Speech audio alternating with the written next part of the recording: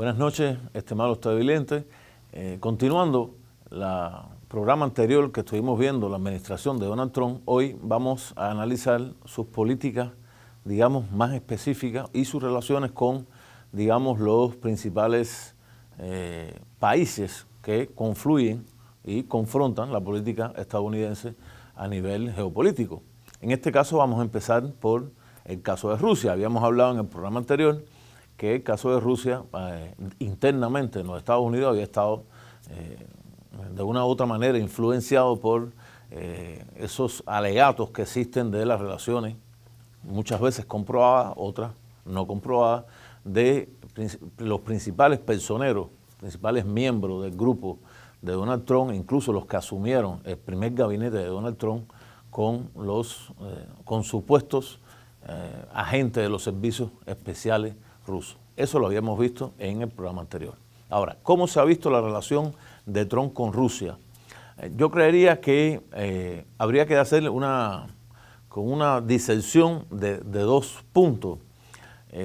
Da la impresión, en el primer caso, que cada vez que el presidente de Estados Unidos se reúne con el actual presidente de Rusia, Vladimir Putin, existe entre ambos, y esa es una apariencia que se da, incluso los medios de comunicación hacen eco de esto que está ocurriendo, existe incluso, yo diría, una empatía entre ambos. Hay conversaciones que parecen muy fluidas entre los dos, salen de esas conversaciones comentarios de los medios de comunicaciones, los grandes medios de comunicaciones internacionales, especialmente Estados Unidos, de que tal pareciera que esa relación entre ambos va a catapultar una mejor relación a nivel internacional entre los dos países, o sea, Estados Unidos y Rusia. Sin embargo, lo que en la realidad ha ocurrido es que prácticamente después de estas reuniones, muchas veces no motivado o no directamente de la presidencia de los Estados Unidos, sino de el Congreso de Estados Unidos, se ha intensificado la política de enfrentamiento contra Rusia. Tanto ha sido así ese enfrentamiento que hoy, incluso entre politólogos internacionales, personas, académicos que analizan el tema, han considerado que estamos en una nueva Guerra Fría. O sea, que es como si volviera de nuevo una escalada a nivel de los armamentos nucleares entre los dos países, cosa que está demostrado en el hecho de que las últimas conversaciones tenidas entre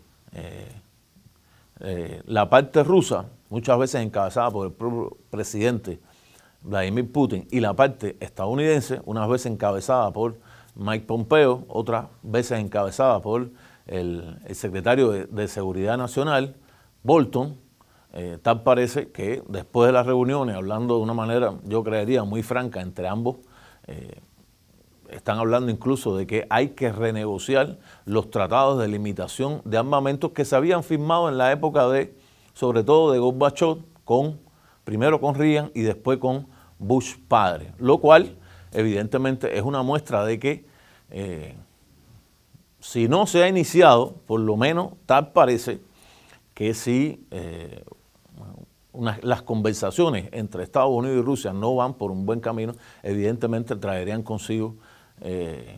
una nueva escalada y un nuevo inicio de una Guerra Fría que tendría características diferentes a la anterior, porque no hay nada que se repita en la historia. Si antes era una Guerra Fría, evidentemente o supuestamente motivada por problemas ideológicos entre el bloque occidental y el bloque comunista, ahora en este caso estamos viendo el enfrentamiento entre dos grandes potencias que son a la vez dos grandes potencias capitalistas, Estados Unidos, la potencia capitalista más poderosa de la Tierra, y Rusia, que como gran potencia capitalista después de la caída de la Unión Soviética, Rusia heredera de ese inmenso país, hoy también se yergue como uno de los principales países capitalistas, está entre las 20 más grandes potencias, incluso cuando se reúnen los 7 grandes países capitalistas, el 8º país es el que se considera de manera general es Rusia, por su poderío no solo económico, sino por su poderío militar. A esto se ha sumado que por las políticas rusas relacionadas sobre todo con el caso de Ucrania, en el Donbass, las repúblicas que se han instaurado ahí, acusaba a Rusia de ser la, digamos, la precursora de eso que es esas dos repúblicas nacidas de la separación de Ucrania, incluso han llamado la nueva Rusia, y por otro lado la anexión que hizo Rusia de la península de Crimea, e incluso hasta hace poco la construcción de un puente que enlaza la península de Kerch con Crimea y que prácticamente digamos que disminuye la influencia que puede tener o la relación de dependencia que puede tener esa península de Crimea con Ucrania y prácticamente la libera de esa dependencia, relacionando nada más a Rusia, que ha declarado que Crimea es rusa y que no será entregada. Esto evidentemente ha creado un gran conflicto entre Estados Unidos con Rusia y ahí se mantiene en eso, como dijimos anteriormente, que se llama o posiblemente sea una nueva guerra fría. En el caso de China, seguimos anteriormente, Rusia, Estados Unidos, había una relación muchas veces de índole incluso militar, de problemas de enfrentamiento directo, sobre todo de Rusia en diferentes territorios cercanos a su frontera. En el caso chino hay una cosa bien parecida. Se ha reunido Trump con el presidente chino, con Xi, y en las reuniones tal parece que la situación de enfrentamientos comerciales, fíjate, en este caso estamos viendo enfrentamientos comerciales, entre los dos países se van a resolver. China, desde mi punto de vista, ha hecho grandes concesiones, hizo grandes acuerdos comerciales con los Estados Unidos, pero sin embargo Estados Unidos ha seguido presionando esa relación con los chinos de tal manera que entre ambos no han llegado a un acuerdo comercial, a pesar de que los medios de comunicación cada rato hablan de que se comercia, si el presidente del Banco Chino dijo esto, si el presidente del Banco de la Reserva de los Estados Unidos dijo lo otro, y parece que se busca un acercamiento, pero sin embargo ese acercamiento no se ha dado y finalmente se habla, y yo creería y apoyo esos comentarios, de que en este momento existe una guerra comercial entre ambos, una guerra comercial que ha sido iniciada por los Estados Unidos, que desde mi punto de vista está motivada especialmente por esas políticas proteccionistas de los Estados Unidos, que están abandonando, y uno casi no podría decir ni siquiera de poco en poco, sino que están abandonando de un solo las tradicionales políticas que vienen desde el gobierno de Reagan hasta la actualidad o hasta Obama, y que Trump empieza a romper, está abandonando el librecambismo, las políticas puramente neoliberales, para hablar entonces de políticas que están protegiendo la economía estadounidense e incluso políticas que de una u otra manera contradicen las reglas de la Organización Mundial del Comercio, cosa que ha sido de una u otra manera por China señalada hacia los Estados Unidos como que hay un rompimiento. Europa también se ha venido de una u otra manera siendo perjudicada por estas políticas estadounidenses, que empiezan o que tienen, yo diría, la parte más visible de una u otra manera en los grandes aranceles que se le ha puesto. Primero empezaron al acero y al aluminio, aranceles que empezaron en un 10% y que en este momento ya han llegado a un 25% entre ambos. Estados Unidos le ha aplicado aranceles por una cantidad de 250.000 millones de dólares, 250.000 millones de dólares, quiere decir 259 ceros atrás, y a la vez China, que no puede mantener o que no puede tener esa o multar a los Estados Unidos con esa cantidad, ha llegado a un % que ronda más o menos los 60.000 millones de dólares. Hasta aquí esta primera parte de este programa.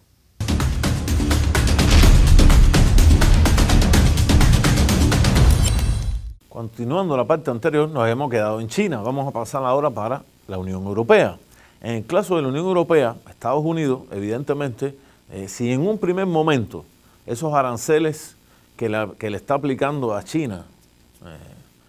en un primer momento esos aranceles al acero y al aluminio, incluso dejó a los principales productores de Europa afuera. Más tarde, de todas maneras, retomó y le ha puesto esos aranceles, lo cual evidentemente complica la relación de los Estados Unidos con Europa, que ha sido el principal aliado de los Estados Unidos después de la Segunda Guerra Mundial. Si uno buscáramos una respuesta a qué es lo que pasa, yo personalmente creo que la relación de Estados Unidos con Alemania, que es el primer país, el país más poderoso de la Unión Europea, esa alianza Alemania-Francia, Alemania con su poder económico y Francia con su poder militar, nuclear, es el centro, el corazón de esa Europa,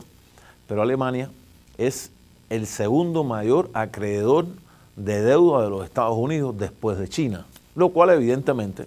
complica desde el punto de vista comercial la relación entre ambos países. Por otra parte, hay diferentes comentarios de los principales líderes de la Unión Europea, dígase Macron, dígase la Merkel, o sea, Francia y Alemania, otros principales, digamos, funcionarios de la Unión Europea, ya no de países específicos, donde evidentemente han de una u otra manera señalado un temor evidente hacia la relación con los Estados Unidos desde el punto de vista de que les parece que Estados Unidos está de una u otra manera dejando a la Unión Europea en una situación de soledad, o por lo menos de alguna soledad, y eso a la Unión Europea le preocupa porque no tendría el paraguas estadounidense o el supuesto paraguas estadounidense en esa relación de Europa siempre compleja con el gran coloso ruso. Por otra parte, Rusia, relacionada con Alemania, que estaba lanzando el petróleo para que el petróleo no pase por Ucrania, donde la relación de Rusia con Ucrania es extremadamente tensa, una relación prácticamente de enfrentamiento, y lo estaba pasando por los oleoductos por el mar Báltico, sin pasar por Ucrania. Esto Estados Unidos lo ha planteado directamente que se opone, porque de una u otra manera también fortalecería la relación de Alemania con Rusia y, según Estados Unidos, crearía una dependencia desde el punto de vista energético de Alemania, que es el principal poder económico de la Unión Europea, con Rusia. De una u otra manera, yo creería que últimos acontecimientos, Francia llegó a decir de que la Unión Europea necesitaba tener un ejército europeo, habló así directamente, hubo un gran rechazo por parte de la administración Trump, y Alemania, matizando el tema, dijo que necesitaban Europa, un ejército europeo enmarcado en la OTAN, o sea, no le dio la connotación de prácticamente un rompimiento, que es lo que estaba planteando Francia con relación a los Estados Unidos. Y esto evidentemente ha complicado la relación entre, ambos bloques. A esto habría que sumar, no menos, la situación del Brexit de Inglaterra o de la Gran Bretaña con la Unión Europea, Brexit que no se ha dado todavía, o sea, rompimiento entre los dos, donde evidentemente hay una influencia estadounidense por un lado y una influencia de Europa por otro lado. Tal parece que en el caso de Gran Bretaña, la actual primera ministra británica, la May, ha ideado un Brexit, un rompimiento que tal parece que no es un rompimiento total, lo que le ha creado grandes pugnas internas a Gran Bretaña, y donde, repito, está la influencia tanto de los Estados Unidos como de la Unión Europea. Ese es, el tercer escenario. Pasemos entonces a otro escenario. Yo diría que, hablamos del Medio Oriente ya, yo creería que es bastante largo en otros programas. Vamos a hablar ahora de la relación a los Estados Unidos y América Latina. ¿Qué pasa en este sentido? Geopolíticamente, si Estados Unidos en ese enfrentamiento con esa alianza ruso-china evidentemente ha perdido el poderío prácticamente unipolar que tuvo desde 1991, yo diría hasta el inicio de la campaña rusa en Siria, eso es desde el punto de vista prácticamente militar. Por otra parte, desde el punto de vista económico, ha perdido la preponderancia que tenía en las relaciones económicas internacionales, y el gran ascenso de la economía china de una u otra manera hace el contrapeso a la economía estadounidense. Habría que decir en este caso que Bloomberg de Estados Unidos incluso había planteado que ya el Producto Interno chino estaba por encima del de Estados Unidos y que Estados Unidos mantenía el predominio en la industria de punta, la industria del software, industria relacionada a las comunicaciones, pero que ya la producción industrial china se había ido por encima de los Estados Unidos. Por lo tanto, ante esa oposición, Estados Unidos, en una política que de una u otra manera deja de ser esa política internacionalista que había tenido hasta años antes, hoy se empieza a retrotraer,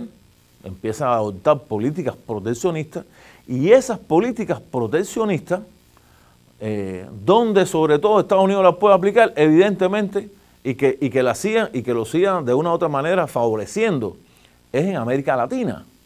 Esa América Latina que para muchos politólogos de la izquierda siempre han llamado lo que Estados Unidos ha dicho que América Latina es el traspatio de los Estados Unidos. Es como decir, cuando uno dice el traspatio es como si esta es mi casa y mi casa no puede ser tocada. Esto, a la vez, en el caso de Estados Unidos, enciende las alarmas de la administración Trump cuando China empieza a hacer grandes inversiones en América Latina. Grandes inversiones económicas. De una u otra manera, muchos países que habían tenido relaciones con la China Taipei rompen con China Taipei. Todos países aliados de los Estados Unidos entran en una alianza con China. China hace grandes inversiones y evidentemente hay un peligro. Estados Unidos ve un peligro desde el punto de vista económico. Yo creería que desde el punto de vista militar realmente no existe un peligro. Hay una relación de Venezuela con Rusia, una relación militar muy fuerte, muy estrecha, hay una relación de Rusia también con Cuba, una relación fuerte, pero yo personalmente no creo que afecte la preponderancia militar de los Estados Unidos en el hemisferio occidental. Ahora, Estados Unidos, ante esta situación, mirando a eso que ellos consideran su traspatio, lógicamente dicen, bueno, hay que cambiar estos gobiernos que hay aquí en América, porque estos gobiernos son gobiernos que de una u otra manera han estado en contra de las políticas principales estadounidenses. Me refiero a los casos, yo diría, más sonados. Empezó por Paraguay, quitaron al gobierno de Lugo, después ocurre lo de Brasil, primeramente quitan a Dilma. Sabemos que ahora ha ganado en la presidencia brasileña la extrema derecha, representada en Bolsonaro. Lo primero que hace ese gobierno es plantear su alianza con los Estados Unidos. Por otro lado, ocurre también en Argentina, pierde el gobierno peronista, la derecha toma el poder con Macri, digamos otro retroceso para la izquierda latinoamericana, todos influenciados de una u otra manera por Estados Unidos. También tenemos el caso de Venezuela, que se encuentra realmente en una crisis económica fuerte, no ha podido salir, hay una gran oposición de Estados Unidos a que este proceso marche. Este es el caso también de la elección en Honduras, que fue prácticamente una elección fraudulenta. Había ganado el candidato de la izquierda y se autotitula en el triunfo el actual presidente hondureño, o sea, en un fraude realmente catastrófico. Y prácticamente, supuestamente solamente en la izquierda tenemos el gobierno de México, de AMLO, que habría que ver ahora cuando empiece el gobierno qué es lo que va a pasar. Gobierno en Uruguay, gobierno de izquierda que se ha mantenido de una u otra manera, y en el caso de Ecuador, también ese gobierno prácticamente es un gobierno que ha negado las tradiciones anteriores de ese movimiento país que había liderado el anterior presidente de este país, y quedaría solamente Bolivia como el único referente, yo diría, de un proceso de la izquierda latinoamericana que ha de una u otra manera avanzado, sin que eso sea totalmente algo que puede ocurrir incluso en el futuro, teniendo en cuenta que hay una elección, y en las elecciones esas los pronósticos que dan una elección extremadamente cerrada. Por lo tanto, los Estados Unidos han influenciado en estos procesos, han invertido grandes recursos en estos procesos para retrotraer esos movimientos de izquierda,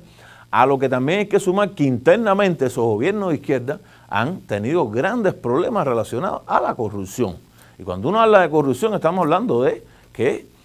se han robado dinero, muchos funcionarios detenidos, presos, otros en asilo, lo cual evidentemente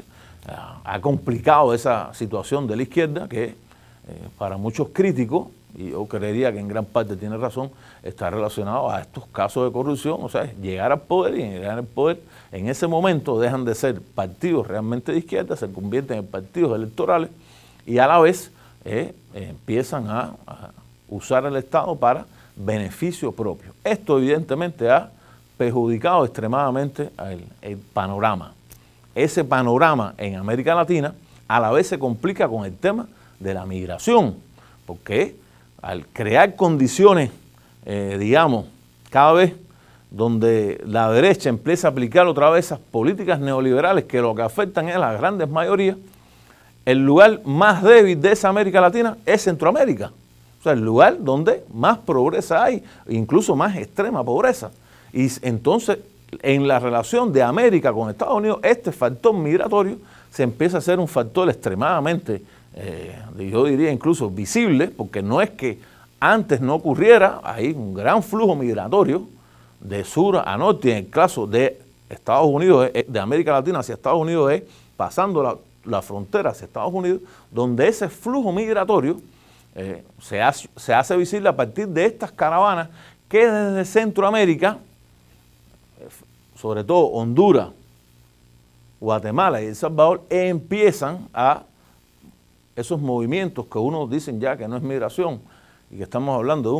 un éxodo que va hacia los Estados Unidos y que evidentemente ha complicado la política de Estados Unidos porque ha llegado incluso a, yo diría, mostrar la parte más xenófoba de la actual administración estadounidense cuando el presidente de los Estados Unidos ha mandado al ejército de los Estados Unidos, ha mandado casi 6.000 hombres entre la Guardia Nacional y el ejército de Estados Unidos que en los lugares donde posiblemente puedan pasar esos migrantes se han apostado ellos, han tirado alambradas, se ha dicho incluso por los medios, el propio presidente de Estados Unidos ha dicho que hay terroristas en estos grupos, cosa que evidentemente no tiene nada que ver porque la esencia de estos grupos migratorios está realmente en las grandes contradicciones y diferencias sociales, económicas que existen en estos países de Centroamérica, que son los que motivan esas caravanas hacia los Estados Unidos. ¿A dónde va a llegar esto? Todavía no sabemos. Sabemos que están llegando esas caravanas a la frontera con los Estados Unidos, están ahí en la frontera, como decir, en esta frontera de México, están los migrantes y el otro lado el ejército de Estados Unidos. ¿Qué va a pasar? No sabemos, pero evidentemente esto crea de una u otra manera, desde el punto de vista interno en los Estados Unidos, un nuevo factor en cómo las políticas estadounidenses van a resolver este problema, qué van a hacer, van a quitar ayuda, no van a quitar ayuda, y evidentemente habría que ver en los próximos días, los próximos meses, incluso a lo mejor un año, a ver qué pasará con el gobierno de Estados Unidos y su relación con América Latina. Hasta aquí este programa. Muchas gracias.